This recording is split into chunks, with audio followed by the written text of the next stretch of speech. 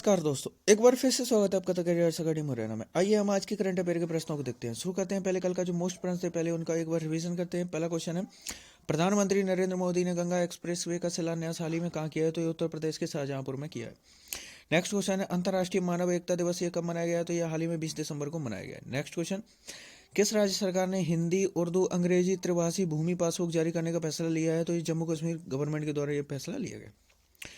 Next question है, केंद्र सरकार के अनुसार भारत की मौजूदा परमाणु क्षमता कितनी मेगावाट है? तो ये 6780 मेगावाट की परमाणु क्षमता है भारत की।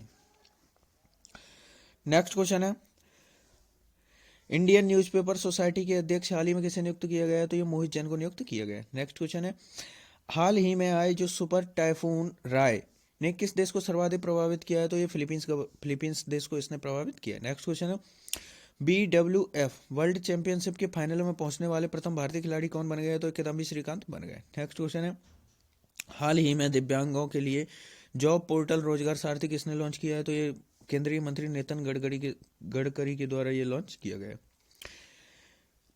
नेक्स्ट क्वेश्चन है, मेट्रो मैन के नाम से प्रसिद्ध हाल ही में किस व्यक्ति ने राजनीति से संन्यास लिया है? तो ये ई श्रीधरन है, केरल के। इन्होंने अभी हाल ही में राजनीति से संन्यास की घोषणा कर दी है। नेक्स्ट क्वेश्चन है, स्पेस एक्स ने कैलिफोर्निया बेस से कितने स्टारलिंक उपग्रह लॉन्च किए? तो इसने हाल ही में जो है 52 उपग्रह लॉन्च किए हैं। और अभी तक आपने चैनल को सब्सक्राइब नहीं किया है तो चैनल को सब्सक्राइब करें, बेल आइकन दबाएं, जिससे कि आपको नए वीडियोस की नोटिफिकेशन मिल सके। वीडियो को लाइक करें और अपने फ्रेंड्स या इसको शेयर जरूर करें। साथ ही आप हमें इंस्टाग्राम पर भी फॉलो कर सकते हैं और टेलीग्राम चैनल को भी ज्वाइन कर लें, जिससे कि आपको सारे वीडियो और PDF की फाइलें एक साथ मिल सके। शुरू करते हैं आज का करंट अफेयर। आज के करंट अफेयर का पहला क्वेश्चन है, हाल ही में चिली में सबसे कम उम्र में राष्ट्रपति बनने वाले पहले व्यक्ति का नाम क्या है? तो बनने वाले जो पहले व्यक्ति बन गए हैं सबसे कम उम्र में राष्ट्रपति बनने वाले, ऑप्शन है Gabriel Boris, Boris Johnson, Scott Morrison, इनमें से कोई नहीं। तो इस क्वेश्चन का आपका राइट आंसर ये है गैब्रियल बोरिस। तो जो गैब्रियल बोरिस हैं ये कम उम्र में राष्ट्रपति बनने वाले पहले व्यक्ति बन गए हैं चिली के, और इनकी उम्र लगभग 35 वर्ष है। अब चिली की बात हुई है तो चिली दक्षिण अमेरिका महाद्वीपीय एक देश है। चिली की राजधानी सेंटियागो है। चिली के राष्ट्रपति गैब्रियल बोरिस ये तो बन ही गए हैं, और चिली की जो करेंसी है चिलियन पेसो है। तो इतने सारे पॉइंट आपको इससे रिलेट रखने हैं। नेक्स्ट क्वेश्चन देखते हैं, चीन में भारतीय राजदूत के रूप में किसे नियुक्त किया गया? तो भारतीय राजदूत के रूप में अभी हाल ही में किसकी नियुक्ति की चीन में? ऑप्शन है हरीश रावत, प्रदीप कुमार रावत, मनीष कुमार, इनमें से कोई नहीं। तो इस क्वेश्चन का आपका राइट आंसर ये है प्रदीप कुमार रावत। तो प्रदीप कुमार रावत की अभी हाल ही में चीन में भारतीय राजदूत के रूप में इनकी नियुक्ति की गई है। तो इसका राइट आंसर आपका प्रदीप कुमार रावत है। अब चीन में की गई है तो चीन के बारे में डिस्कस करते हैं। चीन जो है भारत का पड़ोसी देश है और एशिया महाद्वीप में क्षेत्रफल में सबसे बड़ा देश है। चीन की राजधानी की बात करें तो चीन की राजधानी जो है बीजिंग है। चीन के राष्ट्रपति शी जिनपिंग है। चीन की जो सीमाएं सर्वाधिक यानी 13 देशों के साथ बॉर्डर साझा करती है विश्व में।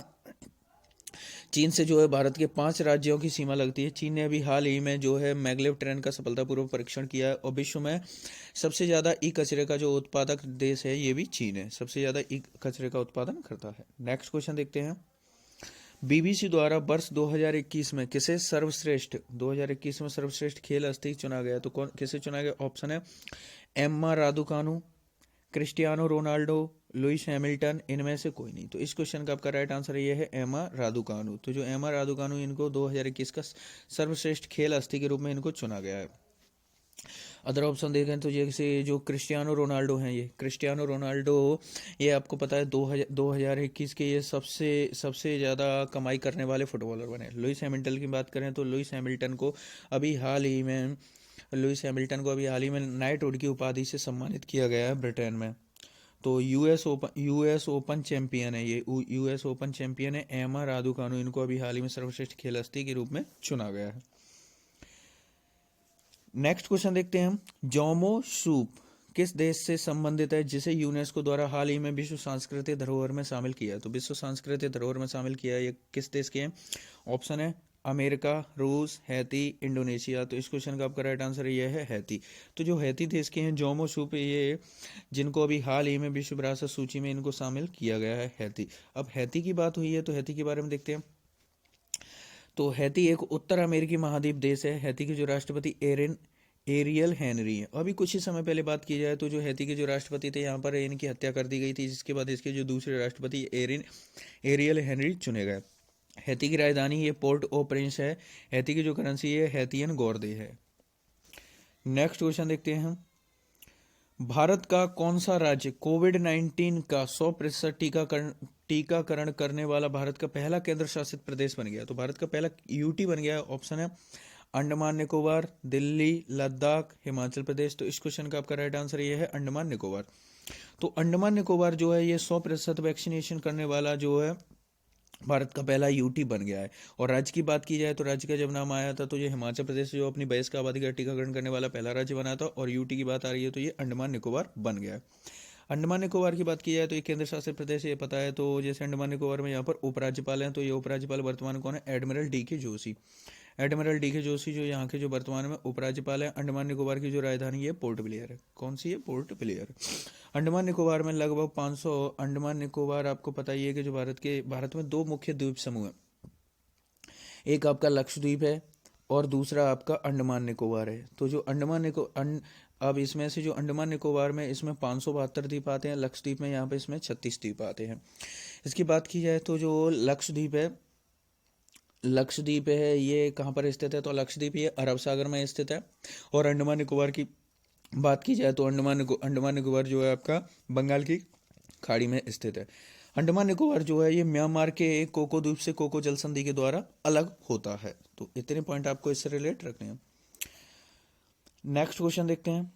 हाल ही में किस ओलंपिक पदक विजेता को बैडमिंटन महासंघ ने के एथलीट कमीशन का सदस्य चुना गया? तो बैडमिंटन विश्व महासंघ के एथलीट कमीशन का सदस्य चुना गया। ऑप्शन है सानिया मिर्जा, पीवी सिंधु, हरमनप्रीत, इनमें से कोई नहीं। तो इस क्वेश्चन का आपका राइट आंसर ये है पीवी सिंधु। तो जो भारतीय बैडमिंटन खिलाड़ी हैं पीवी सिंधु, इनको अभी हाल ही में बैडमिंटन विश्व महासंघ के एथलीट कमीशन का सदस्य चुना गया है। इनकी बात करें तो जो पीवी सिंधु की बात करें तो पीवी सिंधु जो है ये भारत की 2 बार की ओलंपिक मेडलिस्ट हैं। तो पीवी सिंधु को बैडमिंटन विश्व महासंघ के एथलीट कमीशन का सदस्य चुना गया। 26 साल की पूर्व विश्व चैंपियन सिंधु को 5 अन्य खिलाड़ियों के साथ सदस्य नियुक्त किया गया है, जिनका कार्यकाल 2025 तक रहेगा। नेक्स्ट क्वेश्चन देखते हैं। भारत ने राष्ट्रमंडल भारोत्तोलन चैंपियनशिप में 2021 में कितने पदक जीते हैं? तो भारत राष्ट्रमंडल भारोत्तोलन चैंपियनशिप में 2021 में कितने पदक जीते? ऑप्शन है 7 पदक, 19 पदक, 16 पदक या 41 पदक। तो इस क्वेश्चन का आपका राइट आंसर है ये है 16 पदक जीते हैं अभी हाल ही में। अब देखिए यहाँ पर जितने भी ऑप्शन है तो हम सारे ऑप्शन को डिस्कस करते हैं। आपको पता है अभी कुछ ही समय पहले जो टोक्यो ओलंपिक हुए थे, तो जो ओलंपिक हुए थे उसमें भारत ने 7 मेडल जीते थे। और उसके बाद जो पैरालंपिक हुए थे तो इस पैरालंपिक में भारत ने जो है 19 पदक जीते थे। और राष्ट्रीय भारोत्तोलन में 16 पदक, ये इसको तो हम देख ही चुके हैं। और अभी हाल ही में जो पैरा युवा गेम्स हुए हैं उसमें भारत ने पैरा युवा गेम इसमें भारत ने 41 पदक जीते हैं। तो ये सारे मेडल हमारे लिए इंपॉर्टेंट हैं। एक बार फिर से देखिए आप, ओलंपिक में भारत ने 7 मेडल जीते हैं, पैरालंपिक में भारत ने 19 मेडल जीते, और राष्ट्रमंडल भारोत्तोलन में 16 मेडल जीते हैं, और पैरा युवा गेम्स अभी हाल ही में जो संपन्न हुए हैं इसमें भारत ने 41 मेडल जीते हैं। और अभी ये जो इसमें जो राष्ट्रमंडल भारोत्तोलन में 16 मेडल जीते हैं, इनमें 16 में से 4 आपके गोल्ड हैं, 7 आपके सिल्वर हैं और 5 आपके जो हैं ब्रॉन्ज मेडल हैं। तो ये इसकी आपको याद रखनी है ये। नेक्स्ट क्वेश्चन देखते हैं। तमिलनाडु सरकार ने राज्य गान के रूप में किस गीत की घोषणा की है? तो राज्य गान के रूप में किस गीत की घोषणा की है? ऑप्शन है तमिल गान, तमिल थाई बजथू, तमिल राग, इनमें से कोई नहीं। तो इस क्वेश्चन का आपका राइट आंसर है ये तमिल थाई बजथू। तो जो तमिल थाई बजथू है इसको तमिलनाडु गवर्नमेंट ने अभी हाल ही में तमिलनाडु राज्य गान के रूप में स्वीकार करने की घोषणा की है। अब तमिलनाडु की बात हुई है तो हम इसके बारे में थोड़ा सा डिस्कस करते हैं। तमिलनाडु के जो राज्यपाल हैं ये RN रवि हैं। तमिलनाडु के जो मुख्यमंत्री है MK स्टालिन है। तमिलनाडु के जो मुख्य न्यायाधीश है संजीव बनर्जी हैं। डुगोंग संरक्षण पार्क तमिलनाडु गवर्नमेंट के द्वारा शुरू किया गया है। डुगोंग एक जो समुद्री गाय यानी समुद्री स्तनपायी है, जिसकी संरक्षण के लिए भी हाल ही में ये संरक्षण पार्क स्थापित किया गया। नेक्स्ट क्वेश्चन देखते हैं। हाल ही में किस राज्य सरकार ने उड़ान योजना शुरू की है? तो उड़ान योजना ये किस राज्य सरकार ने शुरू की? ऑप्शन है हरियाणा, राजस्थान, उत्तर प्रदेश, दिल्ली। तो इस क्वेश्चन का आपका राइट आंसर है ये अभी हाल ही में जो शुरू की है ये राजस्थान गवर्नमेंट के द्वारा शुरू की गई है। तो इस क्वेश्चन का आपका राइट आंसर तो राजस्थान है ही। उड़ान योजना शुरू की है राजस्थान गवर्नमेंट ने। अब राजस्थान की बात हुई है तो राजस्थान के बारे में डिस्कस कर लेते हैं। सबसे पहले तो बता दें तो जो क्षेत्रफल के हिसाब से बात की जाए तो भारत का जो सबसे बड़ा राज्य है राजस्थान ही है। राजस्थान भारत का सबसे बड़ा क्षेत्रफल में राज्य है। और सबसे छोटे की बात आती है तो ये गोवा है। राजस्थान के जो राज्यपाल हैं कलराज मिश्र, राजस्थान के जो मुख्यमंत्री अशोक गहलोत है जो कांग्रेस पार्टी से वर्तमान में, एक पौधा सुपोषित बेटी के नाम योजना को राजस्थान गवर्नमेंट ने शुरू की है। बाल विवाह पंजीकरण को अनुमति देने वाला विधेयक हाल ही में राजस्थान सरकार ने पास किया था और उसके बाद विरोध के बाद इसको वापस भी ले लिया गया। राइट टू हेल्थ बिल लाने वाला यह भारत का पहला राज्य है। जयपुर में भारत का पहला अंगदाता म्यूजियम बनाया गया है। इंदिरा गांधी शहरी क्रेडिट कार्ड योजना राजस्थान गवर्नमेंट ने शुरू की। केवलादेव घाना पक्षी, Keoladeo national park, Sariska national park और रणथंभौर नेशनल पार्क ये यहाँ के प्रसिद्ध नेशनल पार्क हैं राजस्थान के। नेक्स्ट क्वेश्चन देखते हैं। हाल ही में एनसीआरबी का नया निदेशक किसे नियुक्त किया गया है? तो एनसीआरबी का नया निदेशक हाल ही में किसे नियुक्त किया है? ऑप्शन है सत्यनारायण प्रधान, विवेक गोगिया, सज्जन जिंदल, इनमें से कोई नहीं। तो इस क्वेश्चन का आपका राइट आंसर ये है विवेक गोगिया। तो जो विवेक गोगिया है इनको अभी हाल ही में एनसीआरबी का निदेशक के रूप में इनको नियुक्त किया गया। अदर ऑप्शन की अगर बात करें तो देखिए ये एनसीआरबी है और दूसरा होता है एनसीबी, नेशनल नारकोटिक्स। तो जो एनसीबी के जो वर्तमान में निदेशक हैं ये सत्यनारायण प्रधान है और एनसीआरबी के तो आपको बता दिया है कि विवेक गोहिया है। और सज्जन जिंदल की बात की जाए तो ये आपके सज्जन जिंदल जो हैं वर्ल्ड स्टील अथॉरिटी के 1 वर्ष के लिए भारतीय हैं और 1 वर्ष के लिए इसके अध्यक्ष के रूप में इनको चुना गया है। एनसीआरबी की बात हुई है तो इसके बारे में हम डिस्कस कर लेते हैं।